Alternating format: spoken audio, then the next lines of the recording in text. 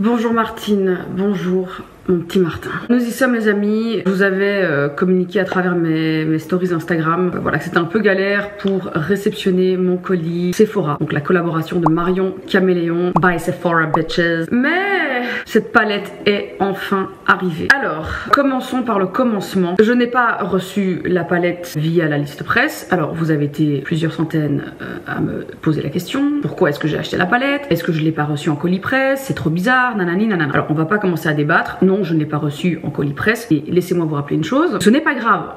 Ce n'est absolument pas grave. Et finalement c'est pas plus mal. Ça m'a tout simplement permis en fait de vivre l'achat de cette palette comme n'importe quel consommateur. Et c'est ce que j'aime faire finalement pour mes crash tests, c'est d'être avant tout consommatrice, de vivre en fait toutes les étapes avant de se faire livrer, de pouvoir utiliser et découvrir le produit. Donc non, je n'ai pas reçu la palette, but bitches, no hard fucking feelings. Bon, on va pas non plus débattre sur le petit fiasco qu'a été le lancement de ce produit. Pas assez de quantité, site qui bug, est-ce qu'il y a eu finalement assez de quantité? Enfin tout ça est très flou, hein. Vous n'aurez jamais les vraies quantités, c'est des infos que les marques et les personnes concernées ne vont jamais vous dévoiler. Mais on va pas se mentir, ce produit a été sold out en quelques secondes, en quelques minutes. Il y a eu un énorme bug aussi en fonction du flux, je pense, le flux entre le stock et la plateforme de vente de Sephora, ce que je trouve complètement aberrant venant d'un groupe aussi gigantissime que le groupe Sephora. J'arrive pas à comprendre comment c'est possible que leur système, je sais pas avec quel système ils bossent, des systèmes comme Effie-Trace etc, mais en tout cas c'est dingue de voir que même des énormes entités comme le groupe Sephora arrivent à se planter, arrivent tout bonnement à avoir des sites qui merdent, qui crashent et n'arrivent pas à supporter X milliers de personnes sur un serveur. Enfin je trouve ça assez dingue. Donc voilà, il y a eu beaucoup de merde informatique. Moi j'étais là à la première heure, même 30 minutes avant de pouvoir voir le launch en fait sur le site. Dès que le banner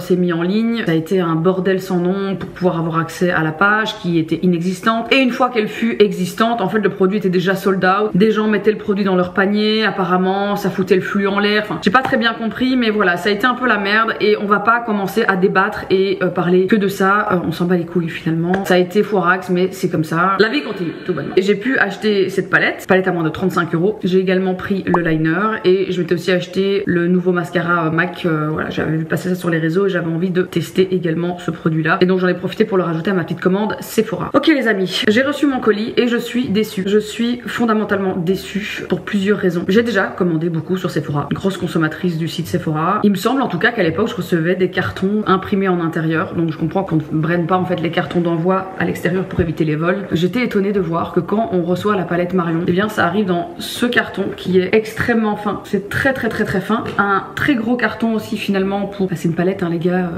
voilà, c'est pas très grand, c'est très plat. Risque aussi du coup de produits en fait qui se trimballent. Et donc j'étais étonnée de voir en fait que ce carton n'est pas brandé, on est juste sur un carton d'envoi bidon. Voici ce qui doit donc protéger le produit en question. On n'est pas du tout sur un papier de soie, on est vraiment juste sur un amas de papier, voilà, blanc et noir, j'imagine pour le rappel du coup des couleurs Sephora, c'est superbe. Et donc on a dans ce carton nos produits comme ceci. Alors je me pose la première question qui me chagrine principalement, c'est que lorsqu'on voit les stories des influenceurs, donc des personnes qui ne payent pas le produit, qui se voient envoyer le produit, reçoivent cela dans un joli carton argenté avec un jeu de petits éléments graphiques ultra cute. Il y a une jolie carte avec une des photos du shooting et en fait je me rends compte que le consommateur qui se fait du coup influencer par les stories des influenceurs qui mettent en avant la collab et le produit et qui font en sorte que derrière en fait on crée une envie, une attente. Il y a vraiment ce building up en fait qui est en train de se créer grâce aux coms à gauche à droite, évidemment premièrement à travers les réseaux de Sephora mais aussi à travers les réseaux des influenceurs qui ont fait que voilà, il y avait vraiment une attente par rapport à ce produit. Et en fait, le consommateur final, celui qui finalement soutient son créateur de contenu, eh bien, il se voit recevoir son produit dans un carton vide sans même une carte de remerciement. C'est peut-être banal pour certains. Toi qui me regardes, tu trouves ça peut-être pas du tout nécessaire. Mais je trouve qu'un minimum serait quand même d'avoir au moins pu recevoir cette petite carte avec fût-ce qu'un petit mot de remerciement de Marion. Merci pour ta confiance, ton achat, ton soutien. Je trouve ça fou, sachant qu'on parle de quelques centimes d'euros pour rajouter ça dans le colis. Alors je comprends comprends que lorsque on gère une logistique, forcément chaque handling de logistique coûte de l'argent. Donc par exemple, si vous avez un produit mais aussi un liner, donc une palette, un liner, il faut aller prendre la palette, ça coûte de l'argent. Il faut aller prendre le liner, ça coûte de l'argent. Tout ça c'est des centimes en fait qui se rajoutent. Il y a le prix de la boîte qui est clairement une boîte qui ne, c'est des micro-centimes. Et puis il y a la petite carte qu'il faut faire imprimer. Et puis il faut le handling pour le mettre dans la boîte. Donc tout ça coûte de l'argent. Je comprends qu'on fasse des sacrifices financiers pour pouvoir offrir un prix assez bas auprès du consommateur pour le produit en question. Mais je trouve quand même que c'est dommage que le consommateur finalement qui est en première ligne, puis surtout potentiellement des acheteurs, des premiers acheteurs Sephora, parce que mine de rien lorsqu'on achète ce produit en collab Sephora, il y a des gens dans ces acheteurs qui n'ont jamais commandé sur Sephora et qui vont du coup comme première expérience achat avoir cette boîte voilà un peu bancale avec ce produit un peu voilà jeté dedans et un bout de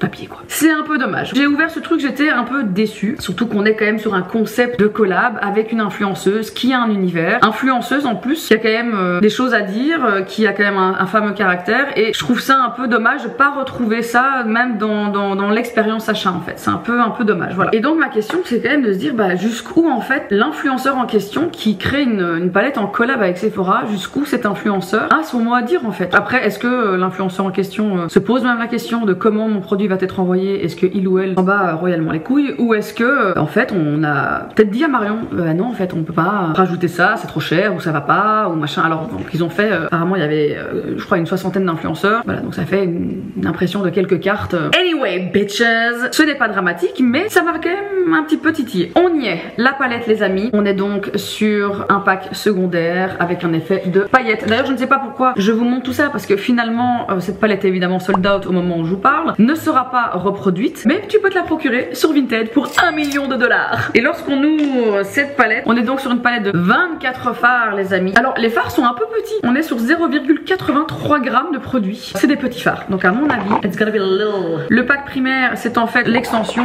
du pack secondaire, on est vraiment sur exactement la même chose, que ce soit le jeu d'impression ou les couleurs ou la mise en place. Et lorsqu'on ouvre, voici donc la palette. Alors on est donc sur un dust paper qui est très fin et donc voici la palette qui est très jolie je trouve. Alors j'ai vu passer de tout, j'ai vu passer des commentaires disant que pas du tout une palette qui représente Marion, beaucoup de gens qui trouvent que l'harmonie c'est du vu et du revu, on est sur quelque chose d'ultra coloré juste ici et alors on a quelque chose de beaucoup plus neutre juste là. Et bien moi je suis pas tout à fait d'accord avec l'avis que j'ai pu lire à gauche à droite ou entendre, mais c'est bizarre, on dirait que mon fard a déjà été... Bon après c'est un fard ultra crémeux, à mon avis il a un petit peu vécu avec l'envoi. Donc je ne suis pas tout à fait d'accord avec ce que j'ai pu lire et entendre. Alors première chose, je pense que c'est extrêmement compliqué, surtout lorsqu'on est très créatif, de devoir créer une palette en collab. Et je m'explique, lorsqu'on fait une palette en collaboration avec un groupe aussi grand que Sephora, il faut faire des concessions. Je pense qu'on a un certain droit de parole, mais jusqu'à un certain degré. Par exemple, je vous avoue que quand j'ai eu des échos que Marion allait faire une palette avec Sephora il y a très longtemps de ça, j'étais persuadée qu'on allait avoir, et c'est peut-être son nom d'artiste qui m'avait inspiré ça, je pensais qu'on allait être plutôt sur des fards peut-être duochrome avec des jeux justement un petit peu reptiliennes, avec ce genre de chrome intéressant et ultra exploitable, peut-être une palette un peu plus dark, j'ai presque envie de dire un peu goth, mais avec quand même un univers assez coloré, mais voilà, arriver à trouver ce mélange un petit peu goth babe slash quelques petites pointes de années 80, début 90, essayer de trouver un juste équilibre entre tout ça. Et bon bah c'est pas vraiment ce qu'on a, on est vraiment sur quelque chose d'ultra, j'ai presque envie de dire accessible. Et pourquoi? Eh bien je pense que, après ultra accessible on s'entend, c'est très coloré, mais quand on dit que c'est du vu et revu, je pense que malheureusement lorsqu'on fait une palette en collab, on a droit à une palette, et dans cette palette il faut mettre tous les fards qui nous plaisent. Je pense que instinctivement le créateur de contenu va se dire bon ok, j'ai pas le droit de créer un univers, pas comme quand on a sa propre marque de maquillage, on va pouvoir créer par palette vraiment des univers, des colorimétries vraiment spécifiques par rapport à l'univers que tu as envie d'exploiter. Du coup ça te crée en fait un panel de palettes qui ont chacune une histoire à raconter. Ici en une palette il faut tout raconter, donc je pense sans déconner que c'est ultra compliqué, c'est ultra complexe quand tu as ce point là, quand en plus c'est pour un très gros groupe et où derrière ben il faut pas non plus que ce soit complètement starbé, parce que ça doit parler aux gens et ça doit vendre, il y a quand même un but commercial derrière. Il y a aussi je pense une raison financière, parce que créer des fards par exemple duochrome et triochrome ça coûte une fortune, il faut compter parfois jusqu'à 1 voire 2 euros par phare juste en production, juste pour le fard, donc pour la matière première. Tout ça a un coût gigantissime et je pense que malheureusement quand on fait une collab pour un énorme groupe, il y a des concessions. On travaille dans des catalogues disponibles et mis à disposition de la marque. On peut aller retravailler des textures, de la pigmentation, etc. Mais on doit partir de quelque part. Et du coup, je trouve personnellement, quand je regarde les anciennes collaborations Sephora avec d'autres créateurs de contenu, je trouve que c'est la plus belle collab Sephora avec un youtubeur ou une youtubeuse. Je pense qu'il n'y a même pas à se poser la question. C'est la première fois où je me dis waouh, ils ont pris un risque. Et ça, ce que vous voyez là, je pense que c'est déjà un énorme risque. Et ça me fait plus penser à une collab Beauty Bay où là, forcément, c'est beaucoup plus risqué et beaucoup plus pop et des palettes ultra colorées, ça ne fait peur à personne. Je pense que pour un groupe comme Sephora, enfin forcément, une palette ultra nude, ultra accessible, ça parle beaucoup plus à la masse, ça fait moins peur en termes d'investissement. Donc, je trouve que cette palette est réussie en termes de colorimétrie, d'harmonie, de possibilités, parce qu'il faut aussi faire une palette avec laquelle on peut faire plein de looks. Et c'est aussi, je pense, ce que Marion a voulu faire, d'arriver à créer une palette avec une harmonie cohérente, avec des fards qu'elle aime. Et c'est ce que je retrouve dans cette palette. On va retrouver le fameux blanc, ultra blanc qu'elle adore. On va retrouver Angoisse, ce fard un peu neutre de transition, ce fard un petit peu beige, mais dans le beige qu'elle voulait. Pareil, le noir qui est ultra pigmenté. Et aussi des teintes ultra paillettes, ultra wet look qu'elle adore. Donc moi, je trouve que cette palette, en plus des noms, ça plaît ou ça plaît pas, des noms de fards comme Nouille, Surgelé, Insupportable, Caméléon, Daphné. Évidemment, il y a plein d'allusions à qui elle est, à son univers, à sa vie personnelle, à ses animaux, à sa vie sur les réseaux. Je trouve ça cohérent. Je préfère largement des noms comme ça que Love, Passion, Philosophy. Non, c'est du Marion Caméléon. Je trouve du coup que le pack primaire me fait penser à ce côté un peu goth, un peu dark. Et du coup, quand on l'ouvre, bon bah, ça tranche un peu. Mais je trouve quand même que ce rose et ce noir, enfin voilà, il y a du pour et du contre. Il y a des gens qui adorent, il y a des gens qui aiment pas. Et ben moi, j'aime bien. Je trouve que c'est une palette qui est vraiment réussie. Il y a des teintes qui me font vraiment de l'œil. Mais pour ce crash test, j'ai envie de partir dans des teintes froides. J'ai envie d'essayer ce gris, ce noir. J'ai vraiment envie de faire un look charbonneux, super glam. Et pas de partir dans un truc trop coloré. J'ai pas non plus envie de faire un truc brun et nude. Donc je pense qu'on va partir sur la teinte Pénélo, la teinte Halloween, la teinte du coup Angoisse, Château. Voilà, toutes ces teintes un petit peu cold as bitch. D'ailleurs la teinte Château elle est assez incroyable. On est plus à mon avis sur un top coat. Ouais, c'est plus un top coat en fait. Donc un effet un peu ouais, highlighter quoi. Après en top coat sur le Halloween ça peut être vraiment canon. Pareil pour le hilarant qui est très froid blanc. C'est vraiment je pense un fard pour aller illuminer le coin de l'œil. Ça peut être très joli. Peut-être mélangé au sarcasme, ça peut être dingue. Donc voilà, écoutez, on va s'amuser. On va s'amuser tout bonnement. Je suis très contente. Je suis très contente en tout cas d'avoir pu tout simplement mettre la main sur cette palette parce que ça n'aura pas été évident. Petit message à toutes ces personnes qui mettent la palette en vente à 150, 200 euros, voire même 400 euros sur Vinted. Je tenais à vous dire que vous êtes tous des énormes merdes. Parce que c'est à cause de gens comme vous que le stock se fait dévaliser très rapidement. Et c'est uniquement dans le simple but de vous faire de l'argent. Donc niquez bien vos mères. Voilà, j'espère que le message est passé. Et alors j'ai aussi pris ceci, le liner. Je sais pas pourquoi je l'ai pris parce que je suis nulle à chier. Il est très cute avec des liners comme ça. Donc c'est vraiment le liner ultra pro. Ouh, mais attendez, c'est un liner en fait, c'est un 2 en 1. C'est un eyeliner mais également ombre à paupières. Ouh oui, alors ça je vais kiffer parce que pour mon look là que j'ai envie de faire, mais alors ça c'est Marion Caméléon. Ça c'est chouette. Ça me titille le troufion les amis. I love this bitch. Liner mais également blendable pour faire vraiment une base à paupières. Je pense qu'on va se faire un look charbonneux les familles les amis. Je vais commencer par cacher ces horribles cernes au niveau de mes yeux. Voilà, j'ai caché mes horribles veines les amis. Pour poudrer, j'ai utilisé la nouvelle poudre fixatrice de chez Charlotte Tilbury, la Airbrush, et c'est donc la Flawless Finish dans la teinte la plus claire, la teinte numéro 1. Donc là j'ai bien poudré, c'est bien matifié. Du coup on va en fait devoir je pense débuter avec notre liner, liner slash ombre à paupières. Je vais tenter de faire un look un petit peu étiré mais pas trop. Comme c'est très fin, c'est très intéressant pour vraiment aller dessiner jusqu'où on a envie de créer ce look charbonneux. Par contre je pense qu'il faut pas traîner, je vais en mettre beaucoup plus du coup. Je vais aller en mettre partout. Par contre il s'applique vraiment super bien. Et je vais aller remonter la matière. Ah ouais c'est canon. Oh là là c'est incroyable. Oh j'adore. Oh Marion c'est du génie. Je vais le faire vraiment en petite phase. Je vais pas me brusquer. Pas du tout envie de me planter parce que forcément une fois que c'est mis bitches. Mais vous voyez comme on peut vraiment aller dessiner finalement de manière très très fine jusqu'où on veut aller. Ça permet vraiment d'aller blender tranquillement. Et franchement il se travaille super bien. Oh bitch I love it. Allez je vais en remettre un peu parce que j'ai vraiment envie de remonter un maximum la matière. Je me demande s'il faudrait même pas que j'aille un peu genre comme ça. En plus c'est trop bien, je vais pouvoir aller nettoyer après ultra facilement avec un petit coton-tige. Très bizarre comme ça mais je vous jure ça va être très beau, je sens. Je vais aller redessiner un peu ici. Je remonte encore une fois la matière. Franchement c'est une super base. Alors là je pense que le Halloween et mon dieu le château là-dessus ça va être un truc de fou furieux. Ouais j'ai clairement bien fait de partir sur quelque chose de très froid. Là ça a complètement séché et j'ai zéro, en fait j'ai aucune paillette sur le doigt par la suite. Et alors très peu de chute hein.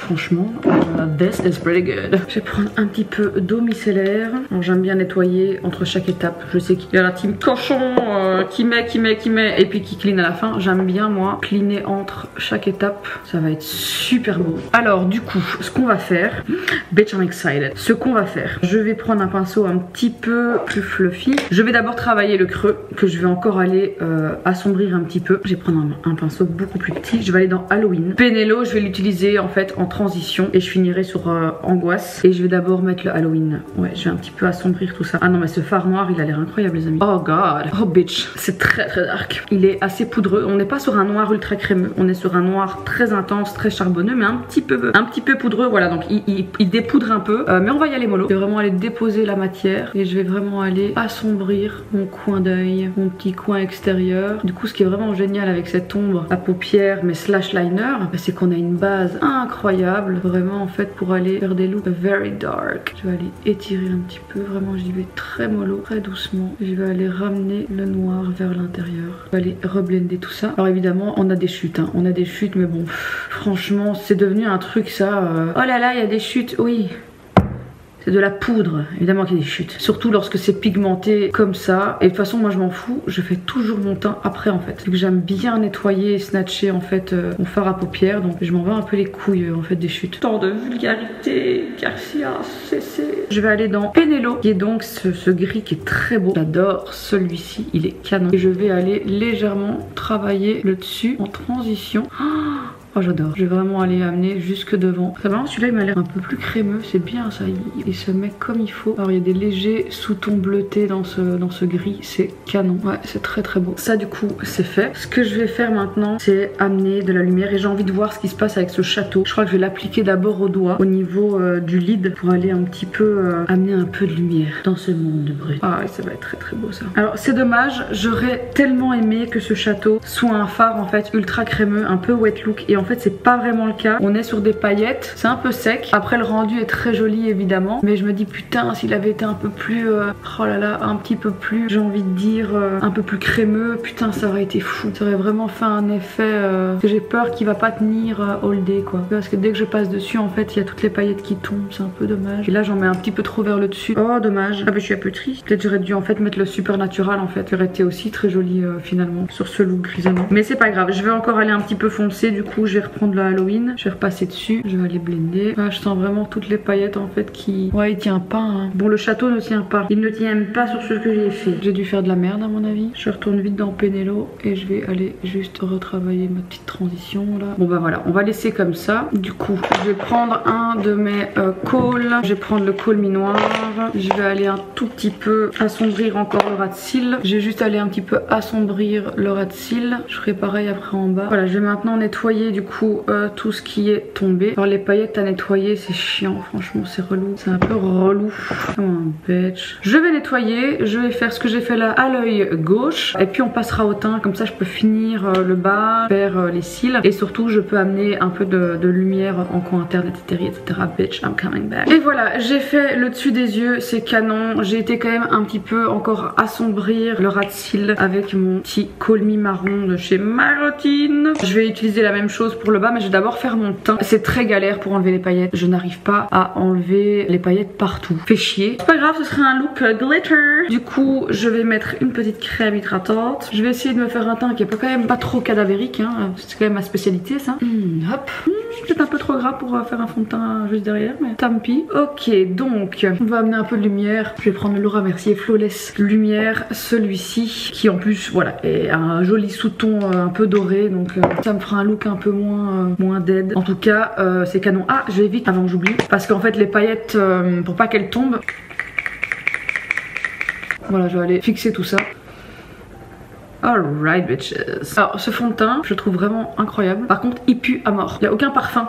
Du coup c'est ignoble. Alors en anti-cerne je vais remettre le Rare Beauty. Finalement j'aime bien ce produit. Je l'ai pas trouvé ouf la première fois où j'ai utilisé. En fait c'était pas du tout dans la bonne teinte. Et dans ma bonne teinte j'aime bien ce petit anti-cerne. Il est vraiment pas mauvais. Alors on va vraiment bien partout les amis, hein, jusqu'à la racine du cheveu. Je vais déjà mettre une légère couche en dessous au niveau des petites cernes. Il est vraiment, ce fond de teint il est flawless, hein, comme son nom l'indique. Flawless Lumiere Radiance Reflecting Foundation. Est-ce qu'il y a moyen d'avoir un nom encore plus long? Allez hop, l'anti-cerne les amis. On y va mollo, parce qu'il est quand même vachement coverage. Je vais aller enlever les rougeurs ici. En fait j'aime bien le pinceau, l'applicateur, vraiment versatile. On peut faire des traits assez fins au niveau du nez, comme des choses plus étirées. Allez, je vais aller blender tout ça, je reviens juste après. Voilà, j'ai fixé tout ça toujours avec la poudre de Charlotte Tilbury. Je vais aller amener quand même un peu de chaleur à ce teint, toujours avec ma poudre Nars que j'aime trop franchement. Les Nars Mat, ce sont... Ici j'ai pris la Valarta, la teinte Valarta, un peu plus foncée, hein, ça y est, le soleil is back. Alors faut y aller mollo, hein, parce qu'on est quand même sur quelque chose de très pigmenté. J'aime beaucoup le look que j'ai fait les amis. Je trouve que c'est très réussi et ce n'est même pas encore terminé, hein, donc vers le bas. Je vais quand même aller assombrir un peu tout ça. Je vais mettre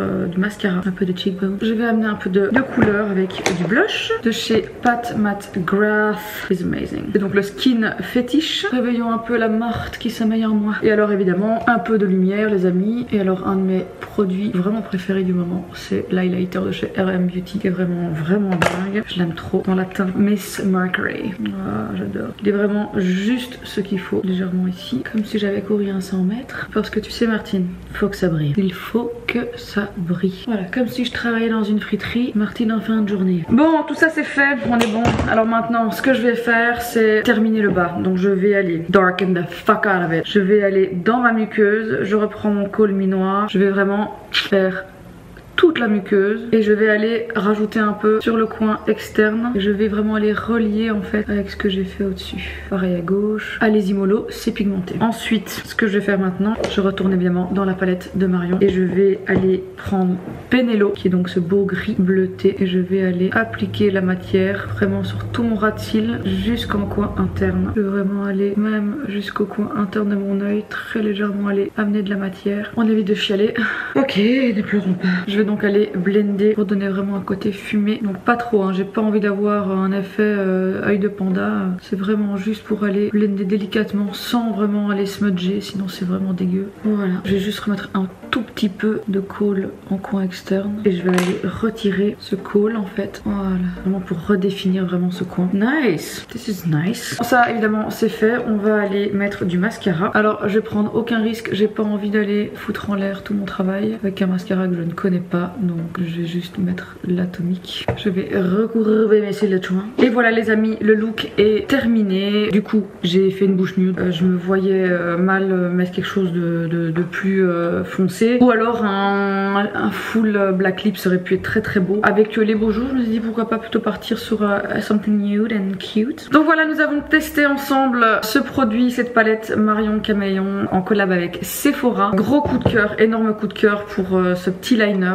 qui est vraiment exceptionnel. C'est un liner mais 2 en 1, c'est-à-dire qu'on peut aussi l'appliquer sur l'entièreté de la paupière pour aller le retravailler, le blender, etc. Pour vraiment aller créer en fait, c'est finalement une ombre à paupières liquide. Donc très intéressant, une fois que c'est appliqué ça ne bouge plus. J'aime beaucoup cette palette. Voilà, je trouve que c'est vraiment une collab qui est réussie. Les fards sont extrêmement pigmentés, ils se travaillent bien. Il y a un autre fard qui a l'air vraiment dingue, c'est le Supernatural que j'ai trop envie de swatcher depuis. Ce fard là il a l'air aussi complètement ouf. ouf. Et alors le phare vidéo qui est donc un phare rouge, j'avais aussi envie de le swatcher, regardez-moi ça. Ils sont extrêmement pigmentés, il n'y a pas un phare qui est dégueulasse, il n'y a pas un phare qui est pas cohérent. Alors je suis juste un peu triste que tout ce qui est ultra irisé, qui donne au premier abord, quand on le regarde dans la palette, ça donne vraiment un effet wet look, comme par exemple le phare Château qui en fait n'est pas du tout dans un effet wet look, ça manque un peu d'émollient, donc on se retrouve sur un phare assez sec. Voilà, donc on a un peu de chute en termes de paillettes, c'est un peu dommage, un peu galère aussi à enlever. Sinon globalement je trouve cette palette très réussie. Ah, j'ai oublié quelque chose, bah enfin Gaëlle, j'ai oublié les amis de mettre un peu de lumière en coin interne, donc je vais mettre hilarant.